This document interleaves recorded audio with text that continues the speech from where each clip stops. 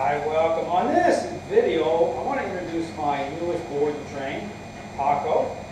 Paco is here with his sister, Penny. And both dogs are in need of relationship change. Both are very much holding a lot of control, a lot of stress issues. They just arrived here a couple hours ago. And so Taco is 4 years old right now, and he's very stressed. Okay, he's had a lot of control issues for quite a while.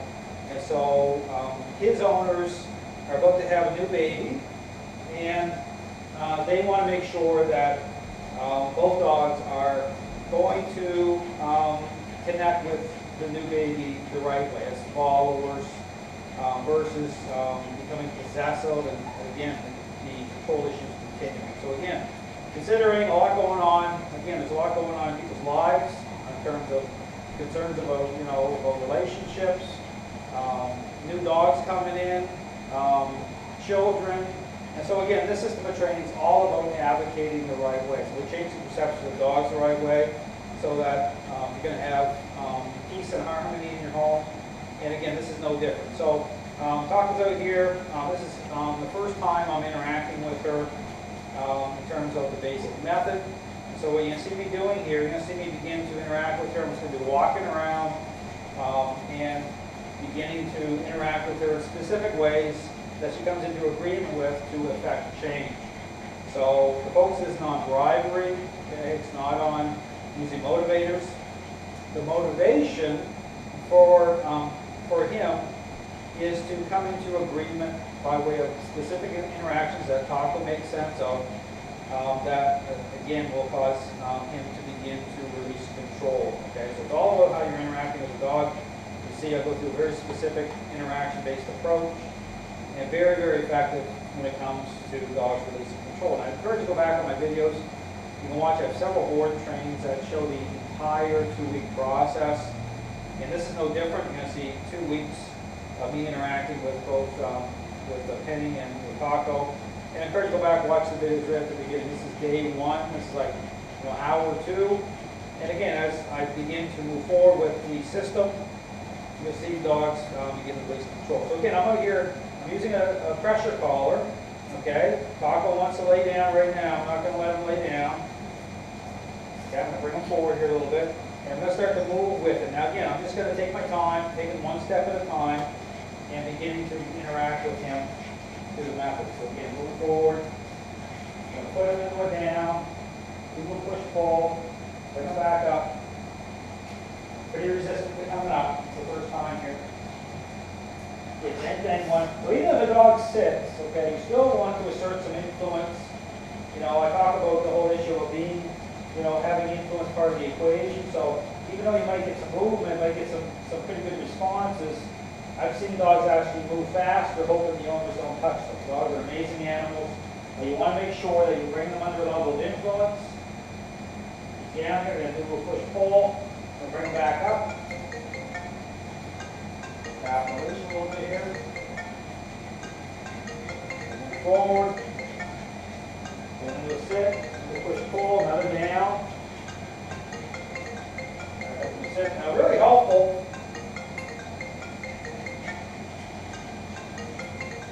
Phone's ringing there, probably another person wanting help with their dog. I've been very, very busy here the last 6 weeks with board trainings and with training in general, so it's a good thing. People clearly need help with their dogs.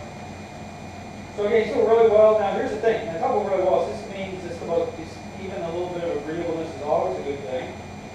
And now the thing with Taco here is, again, we'll push pull. He's been very stressed, okay? Very stressed. This is where even inside the crate, use a remote collar to help to vibrate, nudge him down to relax. So even here, he's down on the floor. I'm going to tap a little bit, okay? So he's not invested. Okay, I want him just to relax, take it easy.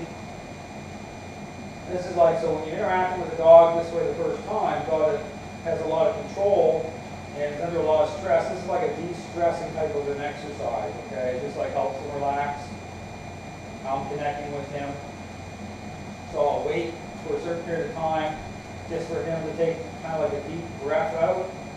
And I'll have, bring him up, put him right into a sit, still push, we'll push-pull. And I'll nudge the leash if needed to help too. Doesn't have to be looking up at my eyes, but I want a little bit of inwardness, so I call some fade in. Same thing, I'm moving forward here, so I back a little bit. Again, he went into the sit himself, but again, I'm still going to put some influence on him. And I stand up here, expectation is for him to stay into a down position. Bring him back up into a sit, move him back to me. I take my time. I mean, Taco's a cute dog. This is all about relationship. This is about, getting him to come into agreement based on what's reasonable. Same thing, dogs want to kind of shuffle out away from, where you're at.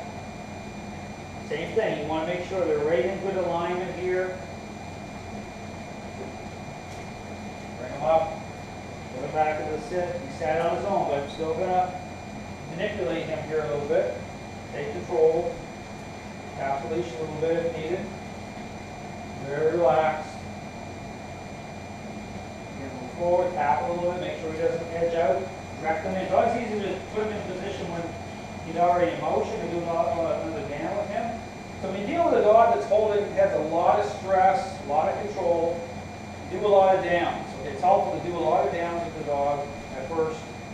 And how you do the down, again, it's not about physical force that way, being overly forceful. It's about just a reasonable amount of influence, because it's about buckling their mind. Okay, I kind of use the example of the tug-of-war team that collapses. You ever see the tug-of-war team? You see the first man start to buckle. This is the concept of the system. Okay, it's agreeableness that way. So we're using influences is lining up properly. So again, from here, I'm bringing back up to a sit, a little bit of. Again, I'm still going to manipulate him a little bit, move him around, do a little push-pull. This helps to de-stress him, so he'll start to calm down a little more immediately inside the crate. He's pretty stressed inside the crate. Move forward. And maneuver him around here. Okay, don't let your dog lay on your feet or sit on your feet. Keep a little bit of space.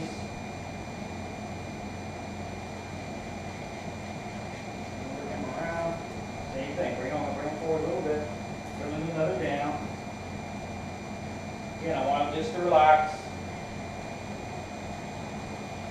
He's really shaking a lot when he first came in here. The shakiness is starting already to go away. So even level of investment, I'll kind of nudge him a little bit. I don't want him overly fixating or invested. Bring back up into the sit. Again, he gets ahead of me a little bit, fine. Still going to do a little bit.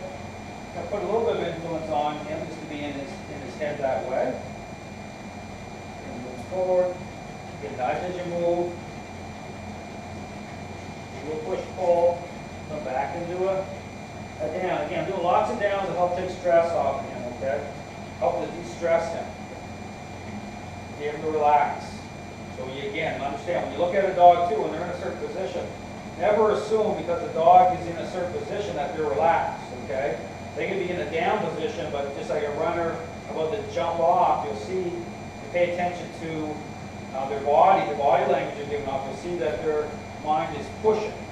So when you do this type of method, you want them to be in a down, but again, through how I'm asserting influence over them, getting them to truly let it go, truly relax. That's what you want. You want them just to not care, just to calm down. So always pay attention to the posture of the body. Make sure that they're starting to really just relax. That's what you want. Again, put them up into a sit. Move forward. See his little tail's wagging the whole time. Okay, this is just about control. Tail's wagging. It's got a higher level of need. Move forward a step. Push pull. Another down. Again, just to get them to relax a little bit. Doing really well. Again, you want to make sure you keep the leash kind of short in your hand. Okay, now bring it back up. When I bring it back up, you also switch hands, so this hand here is already available. So bring them up. And we'll move them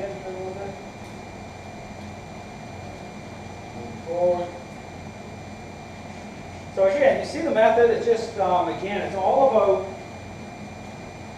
you know, how these interactions align in a very specific way to affect the perceptions of the dog, from dog to human. Okay, green right here, so you can start leaning to the side a little bit, tap a little bit, nudge a little bit.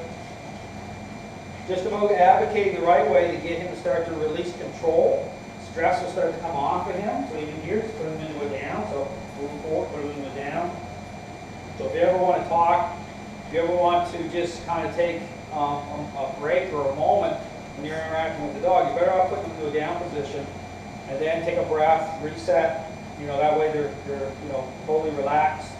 Then you can move forward. So sometimes if you're just moving forward with the dog, you're talking to somebody, and you're in the middle of a dealing with a relationship problem, okay, dog's holding level of control, advocate getting them into a down, okay, to really make sure that they're really starting to relax. Again, if they come out of it, not a big deal, I'm not in a big panic about it, I put them back into a down.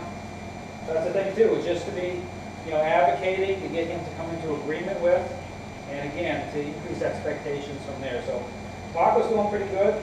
Again, he needs help for sure. This is so that, again, in the home, you're going to start to relax and settle down. So you'll see Penny